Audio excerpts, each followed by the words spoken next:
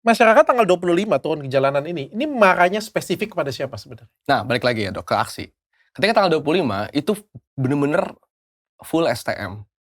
Saya pun tidak tahu ini aksi dari siapa. Ya, saya bisa Nggak disponsorin siapa-siapa? nggak tahu, Dok. Saya nggak tahu mereka disponsorin siapa atau organik. Saya ngobrol sama STM-nya mah organik. Cuman gerakan seperti ini tuh nggak sesimpel orang yang turun terus bilang organik gitu lah ya. Nah, banyak jam 2 siang tuh, Dok, langsung ada gas air mata. Biasanya karena saya sering ikut aksi ya, Dok, dari 2018. Jam 6 sore lah baru ada gas air mata jam 7. Ini jam 2 siang. Langsung perang mercon sama gas air mata. 2.5 selesai, banyak orang bilang, tuh kan aksinya aneh, tuh kan aksinya sedikit, tuh kan nggak sebesar yang ada di TikTok. 28 turun lagi kan, Dok, Partai Buruh. Pagi ke siang, siang ke malamnya udah masyarakat umum lah, siapapun itu nggak tahu lah.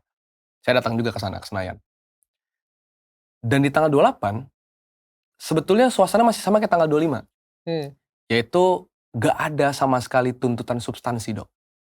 Nggak ada sama sekali kemarahan selain bubarin DPR.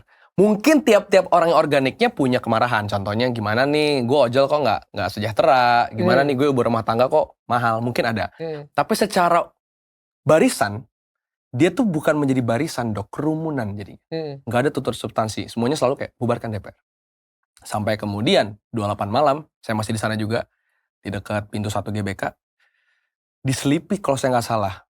Ya akhirnya kan tragedi dilindasnya almarhum Afan. Set. Dan saya udah bilang di malam itu, 29 seminggu ke depan, pecah ini negara. Pasti huru-hara. Oh, berarti momen terlindasnya almarhum Afan itu memecah. Mecah. Karena yang isunya tadinya pure soal kemarahan ke DPR, soal mungkin joget-joget dan juga kesenjangan ekonomi. Jadi ada kemarahan masyarakat. Kemarahan humanisme aja.